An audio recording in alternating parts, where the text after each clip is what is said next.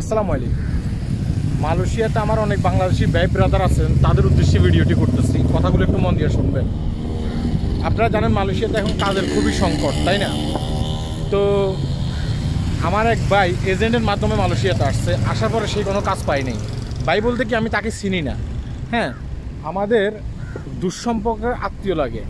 তো তার মা কিভাবে আমার মায়ের কাছ থেকে নাম্বারটা নিচ্ছে, নাম্বারটা নিয়ে আমাকে ফোন দিয়ে বলতেছে যে আমার ছেলে এভাবে মালয়েশিয়াতে আছে, কাজের খুবই সংকট, কাজ পাইতেছে না, এজেন্টের মাধ্যমে গেছে, তুমি একটা কাজ করো, তুমি যদি আমার ছেলেটাকে একটা কাজের ব্যবস্থা করে দাও। কাজের কিন্তু এমনিই সংকট, কাজের ব্যবস্থা কীভাবে করবো? তারপরেও আমার এক পরিচিত লোক ছিল, সেই কিন্তু এক জায়গায় তার একটা হোটেল আছে, হ্যাঁ, হোস্টেল, খাবারের হোটেল। তো আমি তাকে ফোন করে আমি বললাম যে তোর কাছে এই ধরনের লোক আসবে। তার সাথে আমি কিন্তু যোগাযোগ করছি, তার সাথে আমি এই ধরনের যোগাযোগ করে বলছি যে তোর কাছে একটা লোক আইলে তুই তাকে একটু চাকরি দিয়ে দিস। বলছে যে ভাই কাজ তো নাই, এখন দেখা গেছে কি লোক আছে। আমি বললাম তারপরে ওকে একটু কাজের ব্যবস্থা করে দিস।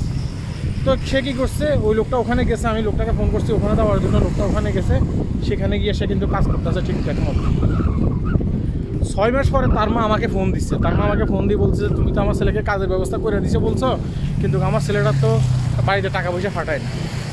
আমি বললাম যে আপনার ছেলে বাড়িতে টাকা পয়সা ফাটায় না, সে তো প্রতি মাসে দেখা গেছে কি 1500 রিঙ্গিত বেসিক বেতন পায়, আবার দেখা গেছে টিপসও মিলে। অনেকে বাংলাদেশি আছে না, বাংলাদেশি হোটেল, তো হোটেলে ঢুকলে দেখা গেছে হোটেলে ঢুকলে টিপস দেয়, টিপসই তো দেয় আপনার ছেলেকে। বললো না, সে তো কোনো টাকা পয়সা ফাটায় না, তুমি একটু যাই খোঁজ খবর নাও। পরবর্তীতে আমি সেখানে গেছি, সেখানে যাওয়ার পরে দেখলাম যে আমি ওর সাথে যোগাযোগ করলাম, আমার বন্ধুর সাথে, কিরে তোর দোকানে কাজ দিছি, তুই ঠিকমতো টাকা ঢুকে দিস না? ও ভাই, টাকা ঢুকা তো তাকে দিই আমি ঠিকঠাক মতে, টাকা ঢুকা সে ঠিকঠাক মতে নেয়, কিন্তু সে কী করে, সেই মালয়েশিয়ার পাশের একটা দেশ আছে, আমি নাম বলবো না, সেই দেশের একটা মেয়ের সাথে তার মানে বাপ হয়ে গেছে, বুঝতে পারছেন? বাপ হয়ে যাওয়ার পরে সে কী করছে, ওই মেয়ের পিছনে সমস্ত টাকা পয়সা খরচ করে, ওই ছেলেটা ওই মেয়ের পিছনে সমস্ত টাকা পয়সা খরচ করে। অথচ তার মা আমাকে ফোন করে কান্নাকাটি করতেছে তার ছেলেকে চাকরি দেওয়ার জন্য, হ্যাঁ।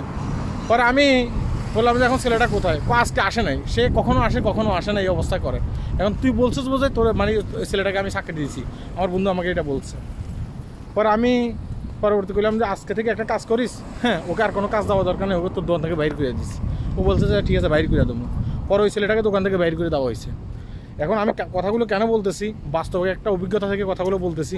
অনেক ভাইদেরকে আমরা দেখি যে, হ্যাঁ, সে হচ্ছে বাংলাদেশি, সে কিন্তু বাইরের কান্ট্রির মেয়েদের সাথে এখানে চলাফেরা করতেছে অবলীলায়, হ্যাঁ, মেয়েটার পিছনে টাকা পয়সা খরচ করতেছে, প্রচুর টাকা পয়সা খরচ করতেছে।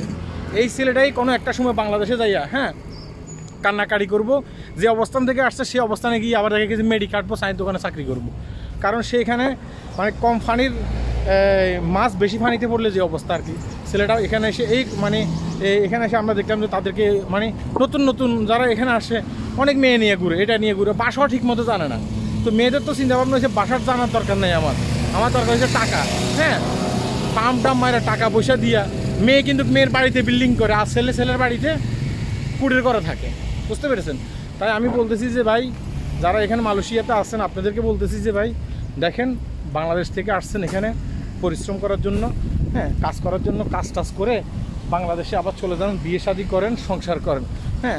টাকা পয়সা এখানে ফেলে রাখার বা এখানে অন্য মানুষদেরকে টাকা পয়সা খাওয়ানোর, অন্যান্য মেয়েদেরকে টাকা পয়সা খাওয়ানোর কোনো মানেই আসে না, বুঝতে পেরেছেন? সবাই ভালো থাকবেন, ভিডিওটি শেয়ার করবেন। আল্লাহ হাফিজ।